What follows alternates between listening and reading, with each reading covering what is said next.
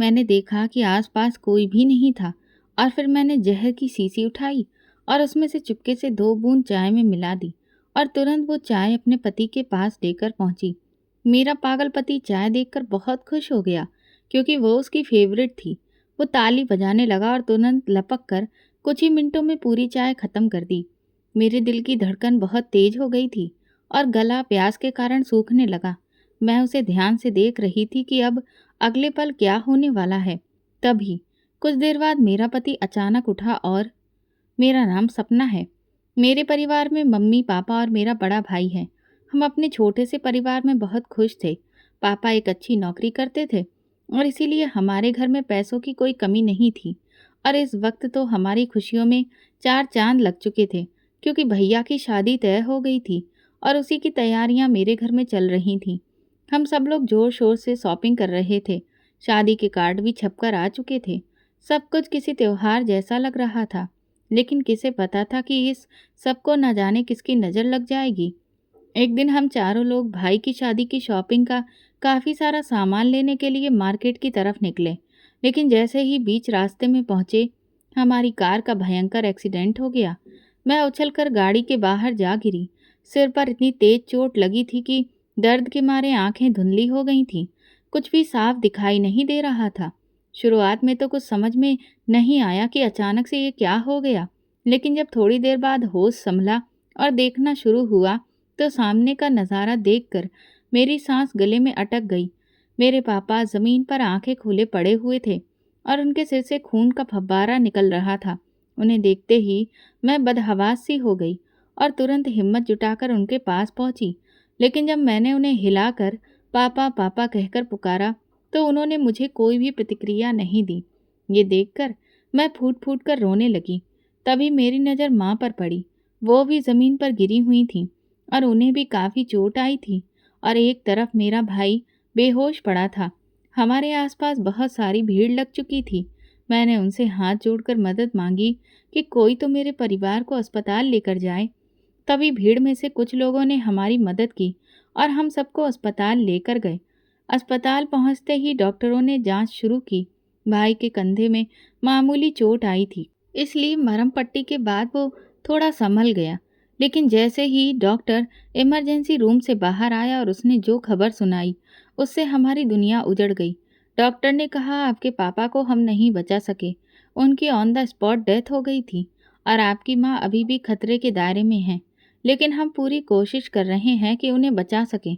ये सुनते ही मैं वहीं ज़मीन पर बैठकर रोने लगी और भाई दीवार से सिर टिकाकर बेहाल हो गया। अचानक से ये सब क्या हुआ, हमें कुछ भी समझ नहीं आ रहा था। कुछ घंटे पहले के दृश्य बार बार मेरी आंखों के सामने तैर रहे थे। किस तरह हम लोग खुशी खुशी शॉपिंग के लिए निकल रहे थे, आपस में डिस्कस कर रहे थे कि कौन क्या लेगा। हम सब अपनी अपनी पसंद बता रहे थे और अब कुछ ही घंटों बाद हमारी पूरी दुनिया ही पलट गई थी। पापा हमें छोड़कर हमेशा के लिए चले गए थे और माँ न जाने अब क्या होगा। मैं भगवान से भीख मांग रही थी कि कम से कम माँ को तो बचा लो, लेकिन शायद भगवान को हम पर दया नहीं आई। कुछ ही पल बाद नर्स ने बुरी खबर सुनाई कि हमारी माँ ने भी दम तोड़ दिया है। इतने बड़े हादसे ने हम भाई बहन को हिलाकर रख दिया था। दोपहर तक सभी रिश्तेदार हमारे घर में आ चुके थे और मम्मी पापा के अंतिम संस्कार की तैयारी शुरू हो चुकी थी। मैं तो जैसे अपने दिमाग की हर सोच खो चुकी थी, कुछ भी सोच नहीं पा रही थी। और भाई, वो भी बिल्कुल शांत पड़ गया था। भाई की होने वाली सास और पत्नी भी हमारे दुख में शामिल होने आई थीं। आंटी ने मेरे सिर पर हाथ फेरते हुए कहा, बेटा, ये दुख बहुत बड़ा है, मैं अच्छे से समझती हूँ, लेकिन अब तुम लोगों को हिम्मत रखनी होगी। शाम तक मेरे वो माँ बाप जो कुछ घंटे पहले तक मेरे साथ हंस बोल रहे थे, अब इस दुनिया में नहीं थे। पूरा घर सन्नाटे में डूब चुका था। 2 दिन इस तरह बीते जैसे घर में कोई रह ही नहीं रहा हो। रो रो कर हमारे आंसू सूख चुके थे। मैं सोफे पर बैठी थी कि तभी देखा भैया गुस्से में अपने कमरे की तरफ गए। मैं भी तुरंत उनके पीछे गई कि ना जाने क्या करने जा रहे हैं। उन्होंने अलमारी से शादी के कार्ड निकाले और उन्हें जलाने की कोशिश करने लगे। मैंने उन्हें ऐसा करने से रोका। वो कहने लगे, माँ बाप मुझे इस तरह छोड़कर चले गए, अब उनके बिना मैं ये शादी कैसे कर सकता हूँ। मैंने भैया को शांत कराया और समझाया, मैं जानती हूँ कि जो कुछ हमारे साथ हुआ है उसे हम पूरी ज़िंदगी नहीं भूल सकते, लेकिन भैया, ये शादी मम्मी पापा का सपना थी। अगर आप शादी करेंगे तो उनकी आत्मा को कितनी शांति और खुशी मिलेगी। ये सुनकर भैया शांत होकर एक तरफ बैठ गए और उन कार्ड्स को वापस अलमारी में रख दिया। धीरे धीरे 2 महीने बीत गए। फिर एक दिन आंटी जी हमसे दोबारा मिलने आईं। उन्होंने मुझे समझाते हुए कहा, देखो सपना बेटा, जो होना था वो हो चुका है, अब उसे कोई बदल नहीं सकता। लेकिन शादी की जो तारीख तय थी, अगर उसी पर शादी हो जाए तो बहुत मेहरबानी होगी। सारी तैयारियां पहले ही हो चुकी हैं। मैं ये नहीं कहती कि बहुत बड़ा फंक्शन किया जाए। अब ये शादी साधारण तरीके से ही कर लें तो अच्छा रहेगा। अब इस घर की जिम्मेदारी तुम्हारे कंधों पर है और अशोक को शादी के लिए मनाना तुम्हारा काम है। मुझे आंटी जी की बात बिल्कुल सही लगी। मैंने भैया को जैसे तैसे तय तारीख पर शादी के लिए मना लिया और फिर वही हुआ। जल्दी ही सुनैना भाभी विदा होकर हमारे घर आ गईं। मुझे लगा कि भाभी के घर में आने से भैया का दुख कुछ कम हो जाएगा, जीवन में खुशियां लौट आएंगी। लेकिन मुझे नहीं पता था कि हम जो सोचते हैं वो हमेशा वैसा होता नहीं है। कुछ ही समय में मैंने नोटिस किया कि भाभी का व्यवहार भाई के सामने मेरे साथ कुछ और होता था और उनके ऑफिस चले जाने के बाद वो एक अलग ही लहजे में मुझसे बात करती थी। जब मैंने इस बात को लेकर उनसे शिकायत की तो उन्होंने कहा, तुम अपनी लिमिट भूल जाती हो और इसीलिए मुझे तुम्हारे साथ ऐसा बर्ताव करना पड़ता है। मैंने उनसे कहा, भला मैं कौन सी लिमिट भूल रही हूँ? तो वो कहने लगी, अब इस घर की बहू मैं हूँ और इस नाते घर की बागडोर मेरे हाथ में होनी चाहिए, ना कि तुम्हारे हाथ में। इसलिए बेहतर यही है कि घर के मामलों में तुम जितना कम बोलो उतना ही अच्छा होगा। उनकी ये बात सुनकर मैंने घर की काफ़ी सारी जिम्मेदारियों से अपने हाथ पीछे खींच लिए और धीरे धीरे खुद को एक कोने तक सीमित कर लिया। कुछ समय बाद भाभी का भाई विनय हमारे घर आने लगा। मुझे उससे कोई दिक्कत नहीं थी, लेकिन तब तक जब तक वो मेरे साथ छिचोरी हरकतें नहीं कर रहा था।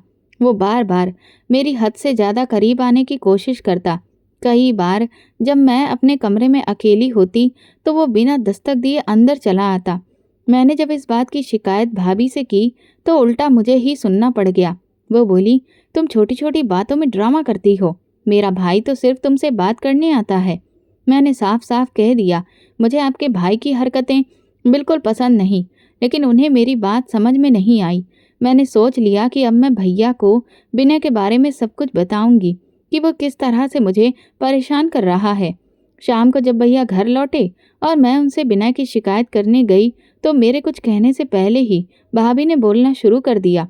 वो बोली, सपना मेरे भाई पर शक कर रही है, जबकि वो तो बस उससे हंसकर बात करने की कोशिश कर रहा था और कुछ नहीं।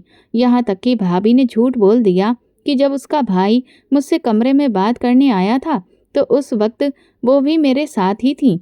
मैंने भाई को सच बताने की कोशिश की, पर उस दिन पहली बार मुझे ऐसा लगा जैसे मेरा भाई भी अब पराया हो गया है। भैया ने भाभी की हर बात पर आंख मूंद कर विश्वास कर लिया और मेरी कोई भी बात नहीं सुनी। अगले दिन जब रात को हम सब खाना खाने बैठे तो भाभी कहने लगी, आज सब्जी सपना ने बनाई है, लेकिन इसने नमक जानबूझकर ज़्यादा डाल दिया है, जबकि इसे अच्छे से पता है कि मेरा बीपी हाई रहता है और मुझे ज़्यादा नमक से परेशानी हो जाती है। इससे पहले कि मैं कुछ कहती, भाई तुरंत बोल पड़े, सपना आज के बाद इस बात का खास ध्यान रखना, तुम्हारी भाभी को कोई दिक्कत नहीं होनी चाहिए। भाई के मुंह से बदले हुए ये शब्द सुनकर मेरी हिम्मत टूट गई और मैं चुप रह गई। इसके बाद तो जैसे ये सिलसिला सा बन गया। हर रोज़ जब भी मैं खाना बनाती तो कभी सब्जी में नमक ज़्यादा हो जाता तो कभी मिर्च। मुझे समझ में नहीं आता था कि ऐसा कैसे हो रहा है। लेकिन एक दिन जब मैं सब्जी तैयार करने के बाद अपने कमरे में गई तभी अचानक याद आया कि मैंने अपना हेयर क्लिप किचन में ही छोड़ दिया है। मैं उसे लेने वापस गई तो ये देखकर दंग रह गई कि भाभी मेरी बनाई हुई सब्जी में खुद से नमक डाल रही थी। मैं तुरंत आगे बढ़ी और उनका हाथ पकड़ लिया। वो चौंक गई जब मैंने उनसे कहा, इसीलिए हर रोज़ सब्जी में कोई ना कोई कमी रह रही थी क्योंकि आप मेरे खिलाफ साजिश कर रही थी। तो उन्होंने बड़ी बेशर्मी से मेरा हाथ झटकते हुए कहा, तुम हो ही इस काबिल, समझी। इतना कहकर वो वहाँ से चली गईं। मेरी आंखों में आंसू आ गए। आज मैं अपने ही घर में पराई महसूस कर रही थी क्योंकि मुझे अच्छे से पता था कि अगर मैं भाई को सच्चाई भी बता दूं कि भाभी ही ये सब कर रही थी, तो शायद वो मुझ पर विश्वास ही ना करें। एक दिन जब मैं भैया की शर्ट प्रेस कर रही थी, तभी भाभी कमरे में आईं और उन्होंने मेरे हाथ से प्रेस छीनते हुए कहा, बहुत कर लिया तुमने ये सब, अब ये सब मेरी जिम्मेदारी है। वो मेरे पति हैं, समझ में आया? इसलिए उनसे और उनकी हर चीज़ से दूर रहा करो। मैं चुपचाप अपने कमरे में लौट आई। एक दिन भाभी की मम्मी आई तो मैं उनके लिए चाय नाश्ता लेकर गई। उन्होंने मुझे प्यार से बिठाया और सिर पर हाथ फेरते हुए कहा, अब तो तुम्हारे आराम के दिन हैं, क्योंकि घर की जिम्मेदारी उठाने के लिए तुम्हारी भाभी आ गई हैं। लेकिन तभी सुनैना भाभी तपाक से बोली, आराम तो मुझे करना चाहिए, लेकिन मेरे नसीब में आराम कहाँ। मुझे तो दिन भर एक टांग पर खड़ा कर काम करवाया जाता है। ये सुनते ही मैं भाभी को देखने लगी। वो कितना अच्छा झूठ बोलती है, क्योंकि घर का ज़्यादातर काम तो मेरे ही सिर पर होता था। उसी शाम जब मैं खाने के लिए टेबल पर बैठी तो भैया ने अचानक कहा, सपना, अब तुम बड़ी हो गई हो और इसीलिए घर के ज़्यादा से ज़्यादा काम की जिम्मेदारी खुद उठाया करो। कल को ससुराल जाओगी तो मैं नहीं चाहता कि हमारी नाक कटे। मैंने एक नज़र भाभी की तरफ डाली, जो बड़े ही गर्व से मुझे देख रही थी। मैं समझ गई कि जरूर भाभी ने ही भाई के कान मेरे खिलाफ भरे हैं। वो हर रोज़ कुछ ना कुछ ऐसा करती थी जिससे मुझे रोना पड़ता था। मैं अक्सर भगवान से पूछती कि उन्होंने मेरे माँ बाप को मुझसे क्यों छीन लिया। अगर आज मेरे माता पिता जिंदा होते तो मुझ पर ये जुल्म नहीं हो रहे होते। एक दिन जब मैं आंगन में वॉशिंग मशीन में कपड़े धो रही थी, तभी न जाने कहाँ से विनय आ गया और उसने मुझे अचानक पीछे से पकड़ लिया। ये देखकर मेरी चीख निकल गई। तभी भाभी वहाँ आ गई, जिससे विनय भी घबरा गया। मुझे समझ नहीं आ रहा था कि मैं क्या कहूँ, क्योंकि भाभी से कुछ भी कहने का कोई मतलब नहीं था। वो तो उल्टा इल्ज़ाम मेरे ही सिर पर लगा देती। मुझे समझ नहीं आ रहा था कि इस बिना विनय नाम की आफत से अपनी जान कैसे छुड़ाऊं। थोड़ी देर बाद भाभी मेरे पास कमरे में आई और अचानक उन्होंने मेरे सिर पर हाथ रख दिया। ये देखकर मैं हैरान रह गई कि उन्हें क्या हो गया। वो मुस्कुराकर बोली, सपना, मैं जानती हूँ कि मैं तुम्हारे साथ बहुत बुरा व्यवहार करती रही हूँ, लेकिन चलो ऐसा करते हैं कि एक नई शुरुआत करते हैं। देखो, मैं तुम्हारी भाभी हूँ और तुम्हारा कभी बुरा नहीं चाहूँगी, इसीलिए मैं तुमसे कहती हूँ कि तुम विनय से शादी कर लो। ये सुनते ही मेरे पैरों तले जमीन खिसक गई। मैंने भाभी के हाथ से अपना हाथ छुड़ाते हुए कहा, नहीं, ये कभी नहीं हो सकता। मैं आपके भाई से शादी भला क्यों करूँगी? आपको अच्छे से पता है कि आपका भाई एक नंबर का आवारा और नकारा किस्म का इंसान है। ये सुनते ही भाभी की आंखों में आग सी जल उठी। वो गुस्से में बोली, बदतमीज, तेरी इतनी हिम्मत जो तू मेरे भाई को नाकारा और आवारा कहे। अब देख मैं तेरे साथ क्या करती हूँ। अरे तुझे तो इतना अच्छा रिश्ता 7 जन्मों में नहीं मिलेगा। लेकिन ठीक है, अगर तुझे अपने पैरों पर कुल्हाड़ी मारने का शौक है तो फिर भुगत। मुझे धमकी देकर भाभी कमरे से चली गई और मैं बहुत परेशान हो गई कि अब न जाने वो मेरे साथ क्या करेंगी। मैं अपना दुख किसी से भी कह नहीं पा रही थी।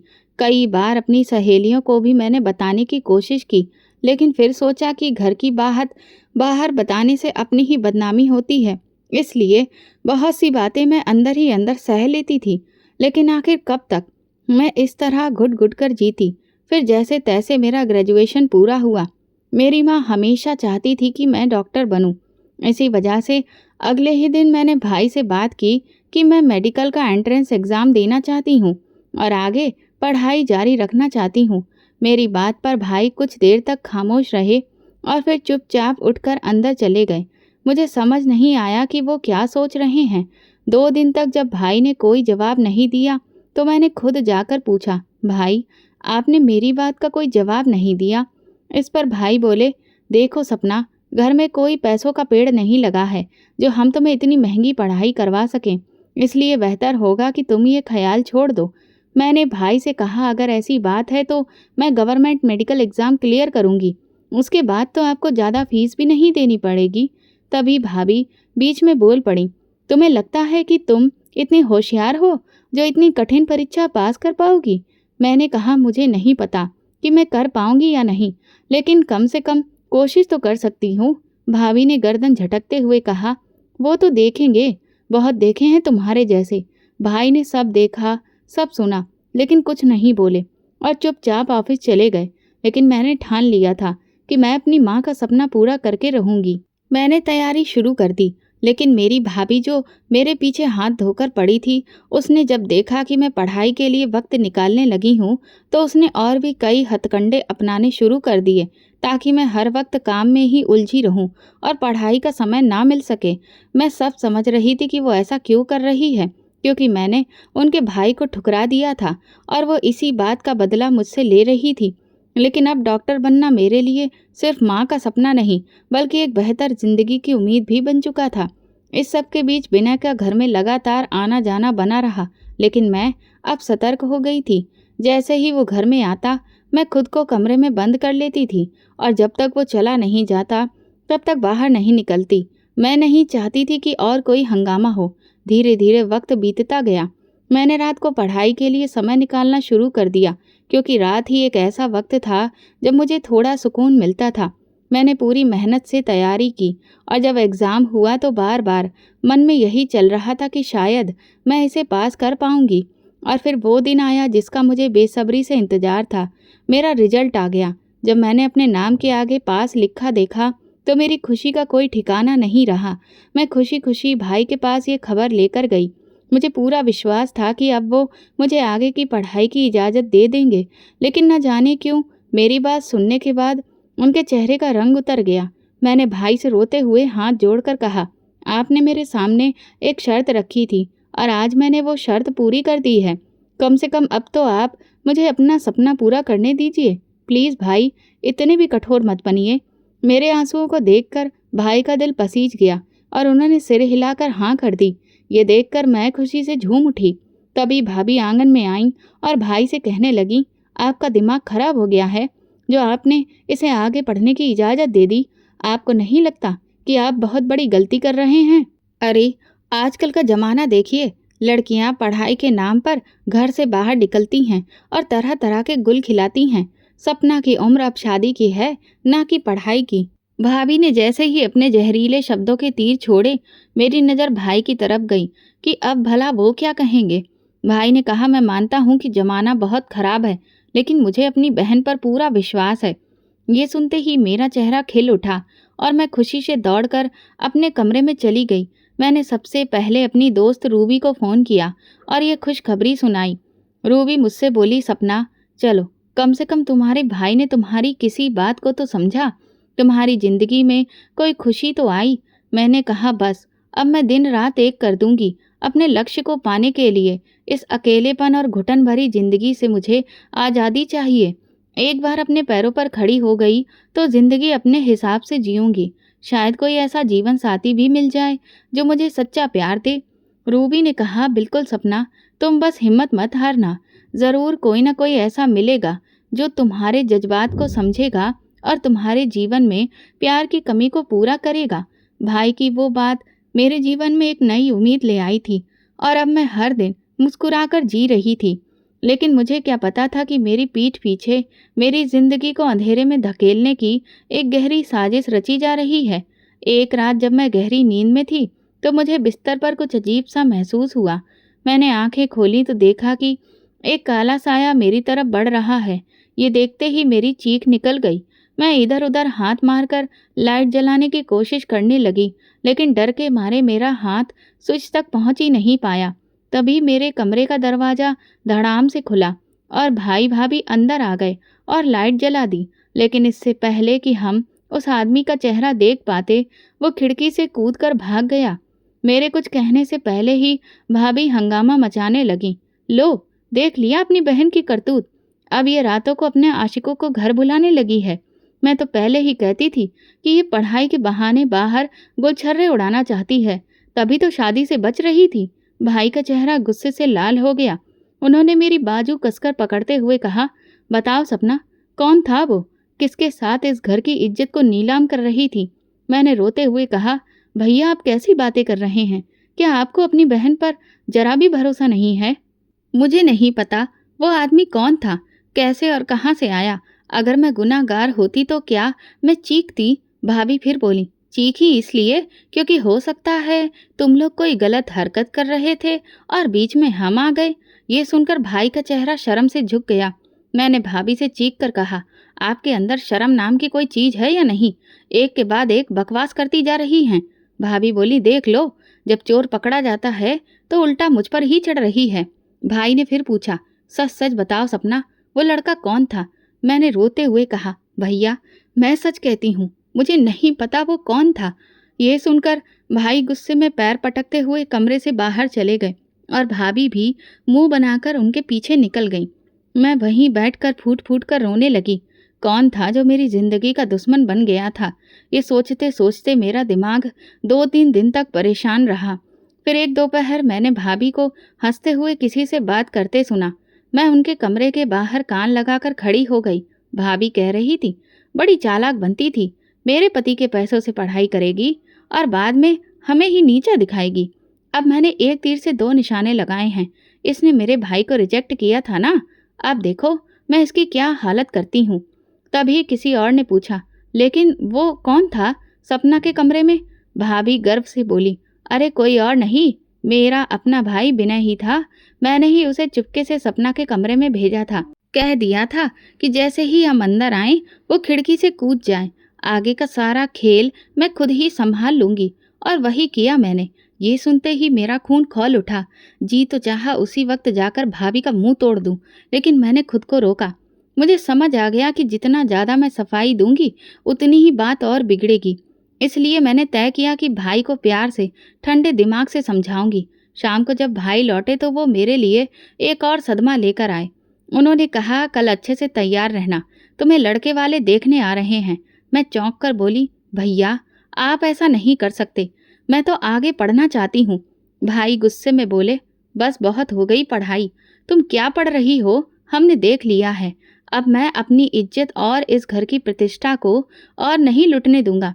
इसलिए कल चुपचाप तैयार रहना और तुम्हारी भाभी जैसा कहे वैसा ही करना। मैंने भाभी की ओर देखा, उनके चेहरे पर जीत की मुस्कान थी। मैं अंदर ही अंदर घुटती रही, लेकिन कुछ बोल नहीं पाई। अगले दिन भाभी ने मुझे जबरन तैयार किया और फिर कहा, चाय नाश्ता बनाकर ड्राइंग रूम में आ जाओ। मैं सिर झुकाकर जैसे ही ड्राइंग रूम में पहुंची और नज़र उठाई तो मेरी हालत खराब हो गई। सामने 3 लोग बैठे थे, एक अधेड़ उम्र की औरत, एक आदमी और एक जवान लड़का। लेकिन वो लड़का बिल्कुल सामान्य नहीं था, अजीब तरह से मुस्कुरा रहा था। मुंह के एक कोने से बार बार लार टपक रही थी और बीच बीच में ताली भी बजा रहा था। मैंने डर कर भाभी की तरफ देखा तो वो फिर से अपनी शैतानी हंसी हंसते हुए मुझे घूर रही थी। मैंने जैसे ही कुछ बोलने की कोशिश की, भाभी ने मेरी बाजू कसकर दबा दी और कान में फुसफुसाई, अगर इस वक्त मुंह खोला ना तो बाद में तेरा ऐसा हाल करूंगी कि सोच भी नहीं सकती। चुपचाप बैठी रह। लड़के की माँ ने मुझसे 2-4 सवाल किए और फिर सब लोग मुझे पसंद करके चले गए। मैंने भाई से कहा, आप मेरे साथ ऐसा कैसा कर सकते हैं? आप उस पागल लड़के से मेरी शादी कैसे करवा सकते हैं? तभी भाभी कहने लगी, वो पागल नहीं है, बस थोड़ा सा उसका दिमाग ढीला है। लेकिन तुम्हें पता है, वो एक करोड़पति परिवार का इकलौता लड़का है। उसके पिताजी इस दुनिया में नहीं हैं, सिर्फ वही है और वो करोड़ों की जायदाद का मालिक है। सोचो, तुम कितने अमीर परिवार में ब्याह कर पहुंच जाओगी और इससे हमारी इज्जत में भी 4 चांद लग जाएंगे कि हमारा रिश्ता इतने अमीर परिवार से जुड़ रहा है। मैंने भाभी से कहा, अपनी बकवास बंद करिए, पैसों की भूखी आप होंगी, लेकिन मैं नहीं, जो एक पागल लड़के से पैसों के लालच में शादी कर लूं। मैंने भाई के सामने हाथ जोड़कर कहा, भाई प्लीज़ मेरे साथ ऐसा मत करिए। लेकिन भाई ने मेरी एक भी नहीं सुनी। वो कहने लगे, अब हम इस रिश्ते से पीछे नहीं हट सकते, इसीलिए बेहतर यही होगा कि तुम भी जो हो रहा है उसमें ही अपनी खुशी ढूंढ लो। और फिर वे लोग वहाँ से चले गए और मैं अकेली सन्नाटे में रह गई। मुझे कुछ समझ नहीं आ रहा था, लेकिन मैं अकेले भला कर भी क्या सकती थी। इसीलिए मैंने हालात को स्वीकार करते हुए चुपचाप वो शादी कर ली। हमारी शादी बहुत ही साधारण तरीके से हुई। शादी के दौरान भी वो लड़का पूरे समय बच्चों जैसी उल्टी सीधी हरकतें करता रहा और उसकी माँ उसे बार बार समझाकर चुपचाप एक जगह बैठा रही थी।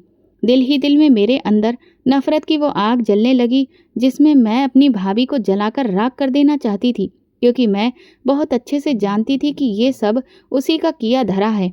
मैंने उसके भाई को ठुकराया था और इसीलिए उसने मेरे साथ ऐसा किया और मेरी ये सोच बिल्कुल सही साबित हुई। जब मेरी विदाई हो रही थी, भाभी ने मुझे बड़े ही प्यार से दिखावा करते हुए गले लगाया और मेरे कान में धीरे से कहा, अब आज जा रही हो तो अब आज के बाद यहाँ का मुंह मत देखना। देख लिया नतीजा मेरे भाई को इनकार करने का। अरे इस लड़के से तो मेरा भाई लाख गुना बेहतर था। क्या कहा था तूने? मेरा भाई आवारा है, नाकारा है। अब देख, तेरा पति एक पागल है और अब तुझे पूरी जिंदगी इसी पागल के साथ ही गुजारनी पड़ेगी। ये सुनते ही मेरा जी तो चाहा कि मैं भाभी का कसकर गला दबा दूं, लेकिन मैं ऐसा कुछ ना कर सकी और चुपचाप एक पत्थर की तरह जाकर गाड़ी में बैठ गई। कुछ घंटे के सफ़र के बाद हमारी गाड़ी एक बहुत ही आलीशान इलाके की तरफ मुड़ गई और फिर एक शानदार बंगले के सामने रुकी। मेरे पति ने गाड़ी से उतरते ही मेरा हाथ पकड़ लिया और मुस्कुराकर कहने लगा, दुल्हन, आज से तुम मेरे साथ रहोगी ना? हम दोनों साथ में खेलेंगे। मैं तो हालात की इतनी मारी हुई थी कि चाहकर भी झूठी मुस्कुराहट भी नहीं दिखा सकी। शायद मेरे मन में चल रहे तूफान को मेरी सास ने महसूस कर लिया। उन्होंने तुरंत ही मेरा हाथ पकड़ा और मुझे प्यार से अंदर लेकर आई और एक कमरे में बिठा दिया जो खूबसूरत गुलाब के फूलों से सजा हुआ था। सास के कमरे से बाहर जाते ही मैंने तुरंत दरवाज़ा बंद कर लिया और अपनी किस्मत पर अफसोस मनाने लगी। कुछ ही देर बाद दरवाजे पर दस्तक हुई। कुछ देर तक तो मैंने इग्नोर किया, लेकिन फिर जब दस्तक बार बार होती रही तो मैंने दरवाज़ा खोल दिया। मेरा पति सामने खड़ा हुआ था। मुझे देखकर फिर से खिलखिलाकर हंसने लगा और अंदर आने लगा, लेकिन मैंने उसे पीछे धकेलते हुए कहा, तुम इस कमरे में नहीं आ सकते। तभी मेरी सास वहाँ आ गई। वो मुझसे कहने लगी, बेटा, तुम ऐसा कैसे कर सकती हो? वो तुम्हारा पति है और ये उसका भी कमरा है। मैंने कहा, आप लोगों ने मुझे धोखा दिया है। अपने पागल बेटे से मेरी शादी करवाई और मुझे यहाँ पर बहू नहीं बल्कि अपनी गुलाम बनाकर ले आए हो। ये सुनते ही मेरी सास कहने लगी, नहीं बेटा, तुम ये सब गलत समझ रही हो। तुम्हारी भाभी ने तो कहा था कि तुम्हें इस शादी से कोई भी दिक्कत नहीं है। तुम अपनी मर्जी से ही शादी कर रही हो और मैं तुम्हें इसीलिए पसंद कर रही थी कि तुम मेरे बेटे का हमेशा ख्याल रखोगी। शायद तुम्हारे प्यार की वजह से ही मेरा बेटा कभी ठीक हो सके। मैंने तुरंत ही सख्त लहजे में कहा, आप होती कौन हैं ये खुद से फैसला करने वाली कि मैं इस रिश्ते के लिए तैयार थी? आपने मेरी भाभी की बात सुन ली, लेकिन क्या आपने कभी भी मुझसे इस बारे में बात करने की कोशिश की? नहीं, आपने सब कुछ खुद से ही सोचकर फैसला कर लिया और ये मान लिया कि मैं इस रिश्ते के लिए राजी हूँ, जबकि मैं आपके पागल बेटे से कभी भी शादी नहीं करना चाहती थी। माँ जी मुझे समझाते हुए कहने लगी, देखो सपना बेटा, अब तो शादी हो चुकी है ना और अब तुम इस घर की बहू हो, इसलिए इस नाराज़गी को छोड़ो और मेरे बेटे को दिल से अपना लो। शायद तुम्हारी देखभाल और अपनेपन से मेरे बेटे के दिमाग पर कुछ अच्छा असर हो। मेरा बेटा शुरू से ही ऐसा नहीं था। वो बहुत समझदार और काबिल था, लेकिन अपने पिता की अचानक हुई मौत का सदमा वो बर्दाश्त नहीं कर पाया और उसने अपना मानसिक संतुलन खो दिया। ऐसा नहीं है कि मैंने उसका इलाज नहीं करवाया। मैंने उसे एक से एक बेस्ट डॉक्टर को दिखाया, लेकिन काफ़ी लंबे इलाज और बहुत सारी रिपोर्टों के बाद डॉक्टर ने यही कहा कि अब उसकी हालत में सुधार नहीं हो सकता। हाँ, लेकिन अगर नियमित दवा चलती रही तो उसकी हालत स्थिर जरूर रह सकती है। दवा की उम्मीद से तो मैं अपने बेटे का ठीक होने का इरादा भूल ही चुकी हूँ, लेकिन फिर भी अब मुझे दुआ की उम्मीद है और इसीलिए मैंने फैसला किया कि मैं अपने बेटे की शादी करवा दूंगी। शायद उसे उसके दिमाग पर कुछ असर पड़े। मैंने कहा, वाह, ये तो बहुत ही अच्छा तरीका निकाला आपने। अपने बेटे की ज़िंदगी बचाने के लिए आपने मेरी ज़िंदगी बर्बाद कर दी। लेकिन आप भी कान खोलकर सुन लीजिए, मैं कोई नर्स नहीं हूँ जो आपके बेटे को यहाँ पर ठीक करने के लिए आई हूँ। मेरी भी कुछ इच्छाएं हैं, मेरे भी अपने पार्टनर को लेकर कुछ सपने थे, लेकिन आपने वो सारे सपने चकनाचूर कर डाले। माँ जी कहने लगी, अगर ऐसी ही बात थी तो फिर तुम्हें ये बात पहले ही बोल देनी चाहिए थी। अब तक तुम चुप क्यों रही? और हमने तुम्हें कोई धोखा नहीं दिया है। मेरे बेटे की जो भी मानसिक हालत थी वो पहले दिन ही तुम्हारे सामने थी। अगर तुम्हें ये शादी नहीं करनी थी तो तुम्हें पीछे हट जाना चाहिए था। उनके ये कहते ही मुझे एहसास हुआ कि वो बिल्कुल सच कह रही हैं, क्योंकि मैंने कभी भी इस रिश्ते से पीछे हटने की हिम्मत ही नहीं की। बस भैया और भाभी के आगे रोती गिड़गिड़ाती रही। और फिर धोखा उन्होंने नहीं, धोखा तो मुझे मेरे अपनों ने ही दिया था। अब भला मैं उनसे क्या कहती। इसीलिए मैं चुपचाप अंदर कमरे में चली आई और बिस्तर पर एक तरफ लेट गई। कुछ देर बाद मेरा पति आरब कमरे में आया और बेड की एक साइड बैठते हुए धीरे से बोला, दुल्हन, तुम क्या सो गई हो? लेकिन मैंने उसे कोई जवाब नहीं दिया। उसने मुझे 2-3 बार आवाज़ दी, पर जब उसने देखा कि मैं कुछ नहीं कह रही हूँ तो वो भी चुपचाप लेट गया। सुबह जब मैं उठी तो कमरा खाली था। तभी मुझे बाहर से कुछ आवाज़ें सुनाई दी। मैंने कमरे की खिड़की से बाहर झांका तो देखा कि गार्डन में मेरी सास पौधों को पानी दे रही थी और मेरा पागल पति तितलियों के पीछे बच्चों की तरह भाग रहा था और बहुत खुश हो रहा था। उसे देखकर मुझे अपनी सास की वो बात याद आ गई कि उनका बेटा कभी भी ठीक नहीं हो सकता। ये ख्याल आते ही मेरे मन में एक अजीब सी कड़वाहट भर गई। उसके बाद हर दिन एक जैसा गुजरने लगा। सुबह नाश्ते के वक्त आरब कभी तालियां बजाता तो कभी जमीन पर बैठकर दौड़ता और कभी मेरे कमरे में आकर सारा सामान उलट पलट कर देता। मैंने एक दिन उसकी माँ से कहा, कम से कम इसे कुछ दिन के लिए मेरे कमरे से दूर रखें, मुझे थोड़ा वक्त चाहिए। उन्होंने प्यार से कहा, तुझे इसकी आदत डालनी है, नहीं तो ये और ज़्यादा बिगड़ जाएगा। ऐसा लगता था जैसे मैं खुद एक मरीज हूँ जिसे दूसरा मरीज संभालने के लिए मजबूर कर दिया गया है। मैं अक्सर सोचती थी कि क्या अब बस यही मेरी किस्मत बनकर रह जाएगी। फिर कुछ दिनों बाद मेरी कॉलेज की एक फ्रेंड ममता मेरे ससुराल आई, मुझे और मेरे पति को अपनी फर्स्ट वेडिंग एनिवर्सरी के सेलिब्रेशन का इनविटेशन कार्ड देने के लिए। मैंने पहले उसे टालने की कोशिश की क्योंकि मैं शर्मिंदगी का पात्र नहीं बनना चाहती थी। मैं नहीं चाहती थी कि जब मैं भरी महफिल में पहुंचूं तो लोग मेरे बारे में तरह तरह की बातें करें। मेरी सभी सहेलियों के पति तो हैंडसम और कमाने वाले थे, लेकिन मेरा पति तो मानसिक रूप से बीमार था। लेकिन वो बहुत जिद करने लगी। मेरी सास भी वहीं बैठी थी। उन्होंने कहा, बहू, शादी के बाद पहली बार तुम्हें बाहर जाने का मौका मिल रहा है, तो क्यों मना कर रही हो? क्यों बेचारी का दिल तोड़ रही हो? उनके बहुत ज़्यादा दबाव डालने पर मैंने हाँ कह दी। अब मजबूरन मुझे आरब को भी साथ लेकर पार्टी में जाना पड़ा, लेकिन वहां पहुंचने के बाद वही हुआ जिसका मुझे अंदेशा था। आरब की हालत देखकर वहां सभी लोग मुझे देखकर हंस रहे थे, मेरा मजाक उड़ा रहे थे। हालांकि आरब वहां ज़्यादा कोई ऐसी हरकत नहीं कर रहा था जिससे मुझे परेशानी हो, लेकिन सबको तो पता था कि वो बीमार है। लोग तरह तरह के सवाल कर रहे थे और मेरी किस्मत पर हंस रहे थे। ये देखकर मुझे बहुत गुस्सा आया और मैं एक कोने में जाकर रोने लगी। तभी मेरी फ्रेंड रूबी मेरे पास आई और बोली, तू इन सब की बातों पर ध्यान मत दे, ये सब बहुत बुरे लोग हैं। मैंने रूबी से कहा, तू मेरी अच्छी सहेली है ना, तो अब तू ही मुझे इस मुसीबत से छुटकारा दिला सकती है। वो हैरानी से कहने लगी, मैं क्या कर सकती हूँ? मैंने कहा, तू डॉक्टरी की पढ़ाई कर रही है ना, तो तुझे बहुत सी ऐसी दवाइयों के बारे में पता होगा जो किसी की भी जान ले सकती है। मेरी बात सुनकर वो चौंक गई और बोली, तू पागल हो गई है क्या? तू अपने पति की जान लेना चाहती है?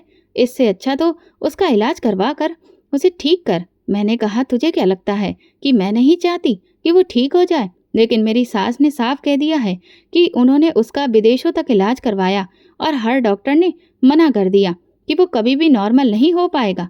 अब कोई उम्मीद नहीं है। तो तू ही बता, क्या मैं पूरी जिंदगी ऐसे इंसान के साथ बिता दूं और सबके सामने मजाक बनकर रहूं? मेरी भाभी ने तो मेरी जिंदगी बर्बाद कर दी। अगर मैं उनके भाई से शादी कर लेती तो शायद कुछ तो खुशियां मुझे भी मिलती। मेरी बात पर कुछ देर सोचने के बाद रूबी बोली, ठीक है, फिलहाल तू परेशान मत हो, मैं तेरे लिए ऐसी दवा का इंतजाम करती हूँ जिससे तेरी मुश्किल आसान हो जाए और किसी को कुछ भी पता ना चले। ये सुनते ही मैं खुश हो गई। एक हफ्ते बाद वो घर आई और एक शीशी मुझे देते हुए बोली, इसकी रोज 2 बूंदें किसी भी खाने या पीने की चीज में मिलाकर अपने पति को देती रहना और फिर देखना कैसे असर करती है ये दवा। ये देखकर मेरे हाथ पांव कांपने लगे। रूबी कहने लगी, क्या हुआ? मैं बोली, सच कहूँ तो मैं अपने पति की जान नहीं लेना चाहती, लेकिन मैं भी क्या करूँ, मजबूर हूँ। रूबी बोली, अब तू जिस रास्ते पर चल पड़ी है पीछे मत हट, बाकी तेरी मर्जी। इतना कहकर वो चली गई। मैंने उस दवा को चुपचाप अपने पास छुपा लिया। शाम के वक्त मेरे पति ने चाय पीने की जिद की तो मैं तुरंत उसके लिए एक अच्छी सी चाय बनाने गई। वो बहुत खुश हो गया कि मैं उसके लिए चाय बनाकर ला रही हूँ, लेकिन उसे क्या पता था कि मैं उसके साथ क्या करने वाली हूँ।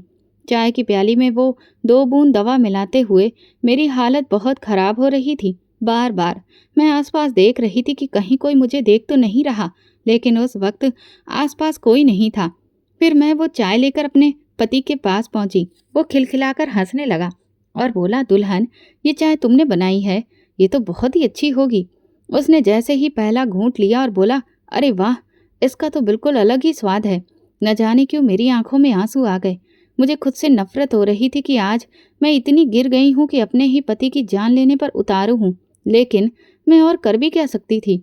मैं इतनी मजबूर थी कि अब इसके अलावा कोई और रास्ता मेरे पास नहीं था। कुछ ही देर में मेरे पति ने वो चाय खत्म कर दी। फिर लगभग 2 हफ्ते तक मैं उसे हर बार चाय में 2 बूंद मिलाकर वही दवा देती रही। मुझे लगने लगा था कि अब मेरे पति की हालत धीरे धीरे खराब हो जाएगी, लेकिन उसके अंदर जो बदलाव आ रहे थे उन्हें देखकर मैं हैरान थी। अब वो बच्चों जैसी हरकतें नहीं करता था, बल्कि धीरे धीरे उसकी आवाज़ में भी एक अजीब सा बदलाव आने लगा था। ये देखकर मुझे कुछ शक हुआ और मैंने तुरंत रूबी को फ़ोन किया। मैंने उससे पूछा, तुमने जो दवा मुझे दी थी वो जहर की शीशी थी या कुछ और? ये सुनते ही वो जोर जोर से हंसने लगी और कहने लगी, तो आखिरकार तुम्हें सच पता चल ही गया। मैंने कहा, कौन सा सच? वो बोली, दरअसल वो कोई जहर नहीं था, बल्कि तुम्हारे पति की मानसिक स्थिति को सुधारने की दवा थी। मेरे जीजाजी आयुर्वेद के बहुत अच्छे डॉक्टर हैं। जब मैंने तुम्हारे पति की हालत के बारे में उन्हें बताया तो उन्होंने ही ये दवा दी थी और भरोसा दिलाया था कि तुम्हारा पति ठीक हो जाएगा। मैंने गुस्से से पूछा, तो तुमने मुझे उस दिन ये सच क्यों नहीं बताया? वो बोली, क्योंकि तुम इस बात को मानने को तैयार ही नहीं थी कि तुम्हारे पति के ठीक होने की कोई उम्मीद बाकी है। इसीलिए मैंने सोचा कि तुम्हें वही रास्ता दिखाना होगा जिसे तुम सही मानती हो। वो किसी तरह वो दवा उसके अंदर पहुंच जाए। ये सुनकर मेरे तो होश ही उड़ गए। इसका मतलब वो दवा असर कर रही थी और मेरा पति धीरे धीरे ठीक हो रहा था। फ़ोन रखते ही मैं फूट फूट कर रोने लगी और सोचने लगी कि मैं कितनी बुरी हूँ जो अपने ही हाथों अपने पति को मार रही थी। उसी दिन एक बार फिर मेरे पति ने मुझसे चाय बनाने की फरमाइश की। जैसे ही मैं किचन में पहुंची और चाय तैयार करने लगी, तभी मेरी नज़र उस दवा की शीशी पर पड़ी जिसे मैं अब तक जहर समझ रही थी। तभी पीछे से मेरे पति आकर बोले, दुल्हन, आज चाय में दवा नहीं डालोगी? ये सुनते ही मेरे तो हाथ पैर कांपने लगे। मैंने आरव से पूछा, आपका क्या मतलब है? आप कहना क्या चाहते हैं? वो बोले, वही जो सच है। तुम रोज मुझे चाय में जहर मिलाकर दे रही थी ना? ये सुनते ही मेरा गला सूख गया। मैंने घबराते हुए कहा, आपको शायद कोई गलतफहमी हो रही है। वो बोले, मुझे कोई गलतफहमी नहीं है। मैंने तुम्हारी सहेली रूबी और तुम्हारे बीच हुई सारी बातें सुन ली थीं, इसीलिए मुझे बहुत पहले से पता था कि तुम मुझे मारने की कोशिश कर रही हो। मैंने कांपती आवाज़ में कहा, अगर आपको सब पता था तो फिर भी आप हर रोज़ मेरे हाथ से वो चाय क्यों ले रहे थे? वो बोले, क्योंकि मैं देखना चाहता था कि तुम किस हद तक जा सकती हो। ये सुनते ही मैं उनके पैरों में गिर पड़ी और फूट फूट कर रोने लगी। मैंने कहा, मुझे माफ़ कर दीजिए। मैं जानती हूँ कि मैंने आपके साथ बहुत गलत किया, लेकिन मैं अंधी हो गई थी। मुझे अपनी ज़िंदगी बोझ लगने लगी थी और उसे बेहतर बनाने के लिए ही मैंने आपकी ज़िंदगी से ये खेल खेला। लेकिन मैं सच कहती हूँ, ये दवा कोई जहर नहीं है, बल्कि ये तो आपको ठीक करने की दवा थी। और देखिए, आप अब पूरी तरह से ठीक हो गए हैं। आरव ने अचानक एक अजीब सी हंसी हंसकर कहा, चलो मेरे साथ कमरे में, चलो। फिर वो मेरा हाथ पकड़कर मुझे कमरे में ले गए और बोले, मैं उस दवा की वजह से ठीक नहीं हुआ हूँ, बल्कि मैं पहले से ही ठीक था। ये सुनते ही मुझे जोर का झटका लगा। मैंने कांपते हुए पूछा, ये आप क्या कह रहे हैं? आप पहले से ही ठीक थे, तो फिर इतने सालों से आप इस तरह पागलपन का नाटक क्यों कर रहे थे? वो बोले, ये मैं तुम्हें अभी नहीं बता सकता, लेकिन अब मुझे ये साफ हो गया है कि जिससे मैंने ये सोचकर शादी की थी कि वो मेरी जीवन संगिनी बनेगी, दरअसल वो तो इस लायक कभी थी ही नहीं। मैं रो रो कर उनसे माफ़ी मांगती रही, लेकिन आरव ने मुझे एक शब्द भी नहीं कहा। आरव पूरी तरह से ठीक था, लेकिन सिर्फ मेरे सामने ही वो नॉर्मल रहता था। बाकी सभी घर वालों के सामने वो पहले जैसा ही व्यवहार कर रहा था। इस सब के पीछे क्या वजह थी, मुझे कुछ भी समझ में नहीं आ रहा था। मेरी शादी को लगभग 7 महीने हो चुके थे और एक दिन भाभी का मेरे पास फ़ोन आया। वो बड़े ही खुश होते हुए बताने लगी कि मेरा भाई, जिसे तूने नाकारा और निकम्मा कहा था, उसकी शादी एक बहुत ही खूबसूरत लड़की से हो गई है, लेकिन तू अब एक पागल के साथ पूरी जिंदगी बिताएगी। अपनी बात कहने के बाद उन्होंने फ़ोन रख दिया। मैंने उन्हें कुछ भी कहना जरूरी नहीं समझा, क्योंकि सच क्या था ये तो मैं भी जानती थी। मेरा पति जो अब असलियत में मेरे सामने था, वो उनके भाई से लाख गुना बेहतर था। भाभी के भाई ने तो न जाने कितनी बार मेरे साथ छिचोरी हरकतें करने की कोशिश की थी, लेकिन एक मेरा पति था जिसके साथ मैं इतने महीनों से रह रही थी, लेकिन उसने अब तक मेरे साथ कोई भी गलत हरकत नहीं की थी। इस बात से ये साबित होता था कि आरब दिल का बुरा इंसान बिल्कुल भी नहीं है। एक दिन वो मेरे लिए कुछ खाने को लेकर आया। मुझे समझ नहीं आया कि अचानक उसे मेरी फिक्र क्यों होने लगी, लेकिन उसके बार बार कहने पर मैंने वो मिठाई खा ली और ना जाने उसे खाते ही क्या हुआ कि मुझे चक्कर आ गया और मैं बेहोश हो गई। जब मेरी आंख खुली तो मेरे होश उड़ चुके थे। मेरी सास मेरे सिरहाने बैठकर मेरे सिर पर हाथ फेर रही थी और उनके चाचा वगैरह बाकी सब घरवाले सब मुझे देखकर मुस्कुरा रहे थे। मेरी सास ने कहा, तुमने आज जो खुशखबरी सुनाई है, मैं तुम्हारी बहुत शुक्रगुजार हूँ। मुझे कुछ समझ नहीं आया तो वो कहने लगी, तुम माँ बनने वाली हो। ये सुनते ही मेरे पैरों तले जमीन खिसक गई। इसके बाद मेरी सास मुझे आराम करने का कहकर कमरे से बाहर चली गई। मैंने आरब की तरफ देखा तो वो कहने लगा, ये झूठ है कि तुम माँ बनने वाली हो, लेकिन फिलहाल डॉक्टर ने मेरे कहने पर सबसे यही कह दिया है, और तुम भी चुपचाप ये नाटक करोगी कि तुम माँ बनने वाली हो। मैंने पूछा, लेकिन इस सब की ज़रूरत क्या है और आप ऐसा क्यों कर रहे हैं? वो कहने लगा, मैं ऐसा क्यों कर रहा हूँ इसका जवाब तुम्हें खुद कुछ दिनों में मिल जाएगा, इसलिए तब तक खामोश रहो और जैसा कहा है वैसा करो। मुझे समझ नहीं आ रहा था कि अब ये सब क्यों कर रहे हैं आरब। अब घर में मेरा बहुत ख्याल रखा जाने लगा था और मैं हर वक्त एक अजीब सी उलझन में थी। कुछ दिनों बाद मेरी सास की नंद के घर में एक फंक्शन हुआ जिसमें वो आरब को 3 दिन के लिए अपने साथ ले गई। अब मैं घर में अकेली थी। उसी रात बहुत तेज तूफानी बारिश शुरू हो गई। काफ़ी देर जागने के बाद मुझे गहरी नींद आने लगी तो मैं लेट गई, लेकिन थोड़ी ही देर बाद अचानक किसी ने मेरे मुंह पर कसकर तकिया रख दिया। मेरी सांसें रुकने लगीं। मैं अपने पैरों को जोर जोर से पटकने लगी और खुद को छुड़ाने की जी तोड़ कोशिश करने लगी। तभी अचानक से तकिया मेरे मुंह से हट गया और वो आदमी जो मेरा मुंह दबा रहा था एक तरफ जाकर गिर गया। मैं हैरान थी कि भला मेरे साथ ऐसा कौन कर सकता है। तभी कमरे की लाइट जली और जो नज़ारा सामने था उसे देखकर मेरे होश उड़ गए, क्योंकि सामने आरब, मेरी सास और पुलिस खड़ी थी। पुलिस ने तुरंत आगे बढ़कर उस आदमी को पकड़ लिया। मैं कुछ कहने ही वाली थी कि आरब ने मुझे रोक दिया। तभी पुलिस ने उस आदमी के चेहरे से कपड़ा हटाया तो हम सबको जोर का झटका लगा, क्योंकि वो आदमी और कोई नहीं बल्कि आरब के चाचा थे। मुझे समझ नहीं आया कि भला वो मुझे मारने की कोशिश क्यों कर रहे थे। मैंने उनका क्या बिगाड़ा था। मेरी सास आगे बढ़ी और उन्होंने एक जोरदार थप्पड़ उनके गाल पर जड़ दिया। तभी आरब आगे बढ़ा और अपनी दोनों जेबों में हाथ डालते हुए कहा, चाचा जी, मुझे बहुत अच्छे से पता था कि आज आप सपना को जान से मारने के लिए ज़रूर आएंगे।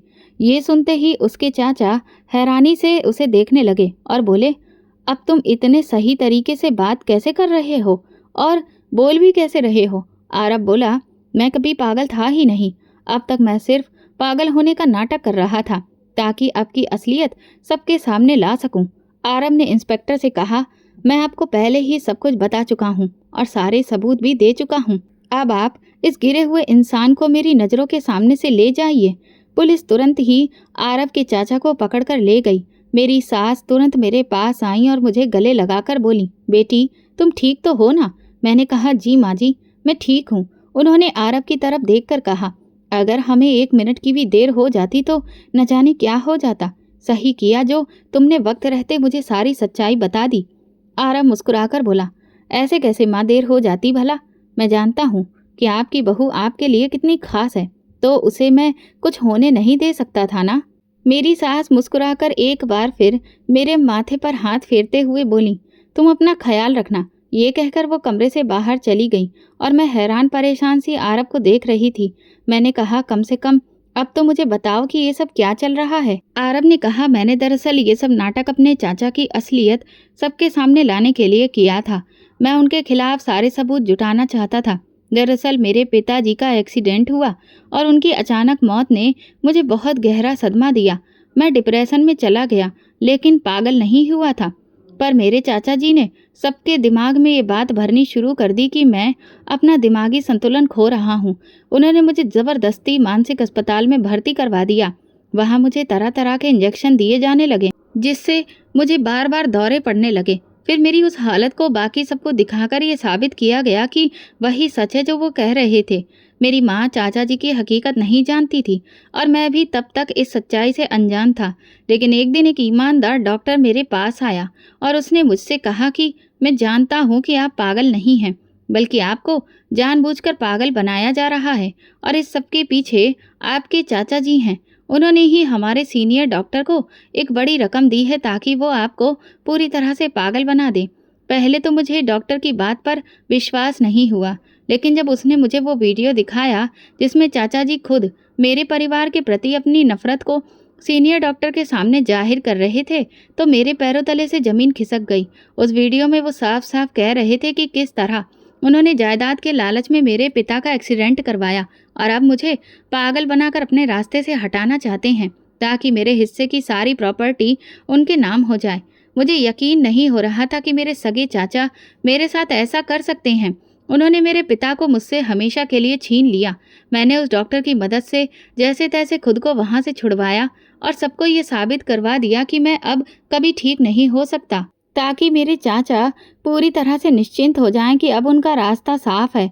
मैंने भी अपने नाटक को जारी रखा ताकि बाकी पक्के सबूत आराम से जुटा सकूं और उन्हें मुझ पर कोई शक भी ना हो। इसी बीच मेरी माँ ने मुझे ठीक करने के लिए मेरी शादी तुमसे करवा दी।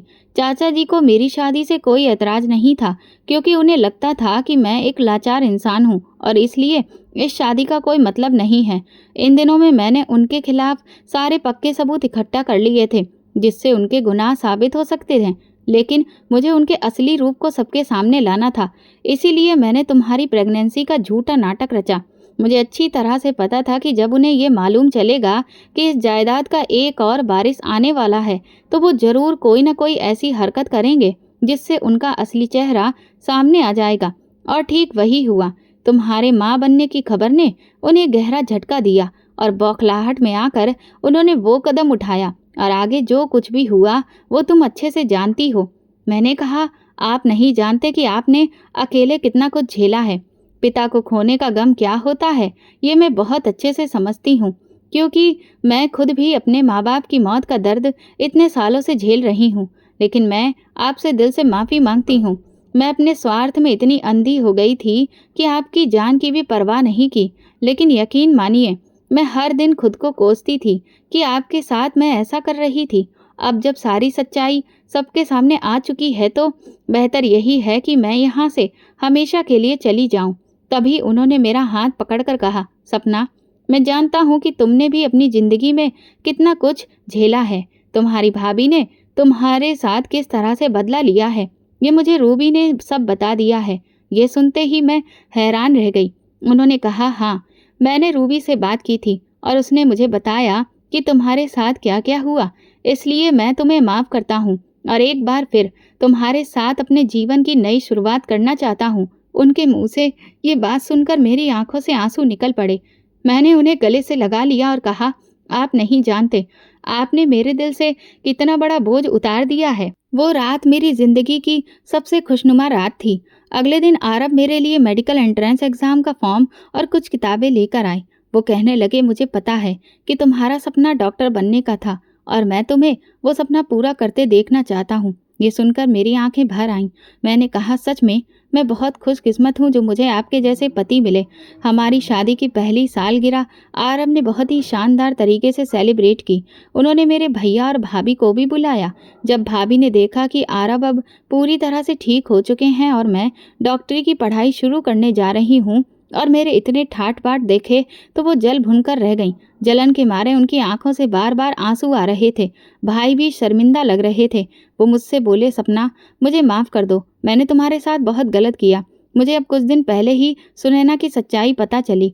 उसने सिर्फ तुमसे बदला लेने के लिए मेरे दिमाग में तुम्हारे खिलाफ जहर भरा और तुम्हारी शादी एक पागल से करवाई। मैंने भाई से कहा, भाभी ने जो कुछ किया वो अलग बात है, लेकिन आप तो मेरे भाई थे, आपको मुझ पर विश्वास होना चाहिए था। लेकिन नहीं, आपने भी वही देखा जो आपको दिखाया गया और इसलिए मैं अब आपसे कोई भी रिश्ता नहीं रखना चाहती। ये सुनते ही भाई का चेहरा उतर गया और दोनों वहां से चले गए। आरव ने मुझसे कहा, तुमने ऐसा क्यों किया? मैंने आरव से कहा, जो लोग अपने को खुश नहीं देख सकते हैं वह आपके लिए कभी भी अच्छा नहीं सोच सकते, तो ऐसे अपनों से रिश्ता रखने का क्या ही मतलब है। अब मेरी दुनिया सिर्फ आप और माँ जी हैं, बस। दोस्तों, अगर आप मेरी जगह होते तो आप क्या करते? ये वीडियो केवल और केवल मनोरंजन के उद्देश्य से बनाया गया है। सभी पात्र काल्पनिक हैं। वास्तविक व्यक्तियों, जीवित मृत या वास्तविक घटनाओं से कोई समानता विशुद्ध रूप से संयोग है। किसी भी व्यक्ति, धर्म या जाति को ठेस पहुंचाने की मंशा नहीं है। अगर आपको हमारी कहानी पसंद आई हो तो कमेंट करके ज़रूर बताएं। वीडियो को लाइक करें और ज़्यादा से ज़्यादा शेयर करें। अगर आप चैनल पर नए हैं तो सब्सक्राइब जरूर करें और नोटिफिकेशन बेल को दबा दें ताकि अगली अपडेट सबसे पहले आपको मिले। दोस्तों, अगर आपको हाइप का बटन दिख रहा है तो प्लीज़ आप उसे दबाकर मेरे चैनल को प्रोग्रेस में लाएं। Thank you.